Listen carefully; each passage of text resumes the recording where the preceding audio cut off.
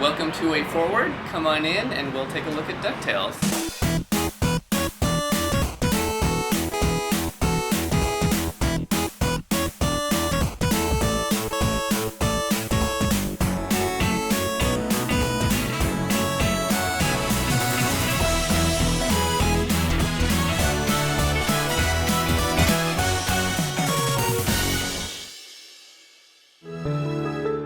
First step in creating the backgrounds was to really study the NES levels. We had the NES maps, blocked out. We had the entire map from both a level design perspective and sort of a art layout perspective. We looked at the levels and to try to interpret, what the feeling was. For something like Transylvania, when you look at the actual original layout, it feels like it's broken into a few different areas. There's kind of a dungeon, underground, very brick area where it had the spikes. There's the entryway, kind of a foyer, and there's like doors and sort of some wood and some like wallpaper kind of falling off, and then the grand ballroom with the red drapes.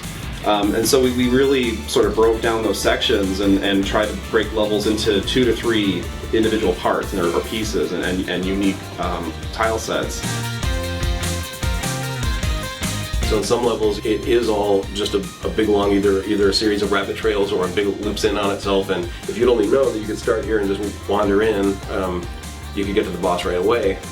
And it seemed like, well, what we ought to do is make sure that players see a lot of the key or most memorable parts of the level. Like Transylvania would be kind of a shame if you never went and did the minecart. So we had this mechanism introduced early on to split up the nephews and have you go and find each one and put a little kind of a mini boss there.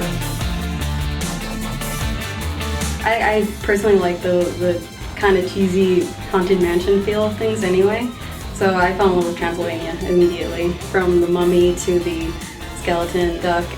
I always liked the Transylvania level in the original game. That I'd say was my favorite because I liked the music and I always liked the bad guys. I love the skeleton duck and the mummy duck.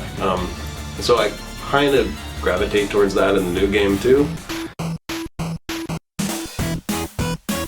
When we were first developing concepts and the look of the environments, we were having a hard time with our internal concept artists really trying to nail the Disney style. We have incredibly talented people, but there's this certain look, and so we did an internet search and we were looking up DuckTales backgrounds and different concept art, and I came across a blog with sketches from the original show, like thumbnails and actual layout drawings from the original show. It all came from one place, came from this one guy, Mike Peraza, and I thought, well, let's just contact him, see maybe he has a stockpile of layout art that we can rifle through and take some photos and scans, and he just wanted to work with us. And so we actually contracted him to work on the game. And the funny thing about Mike Peraza is he worked on the original DuckTales show, and now he's a Disney Imagineer.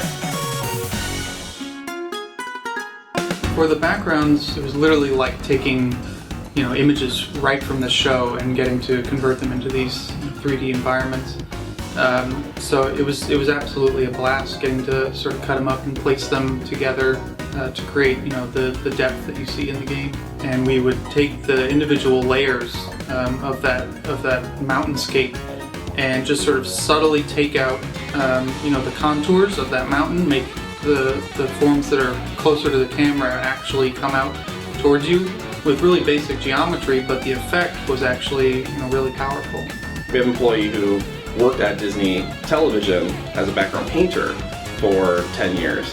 And so after Mike Peraza would do the layouts, we would give it to our background painter, and he would paint the backgrounds to just look like the show. And he had DuckTales open in the background. We're watching the original episodes while he's working on our DuckTales painting. So we started, rather than just with a concept, we started with what would be a finished background painting for the show, with every detail meticulously painted. It's funny, it ended up being very similar to the way old cell animation was done, with multiple layers for the backgrounds to start scrolling. So all the paintings are as high quality as you would do for something that would be completely flat and traditional, like some of the past 2D HD games we had done.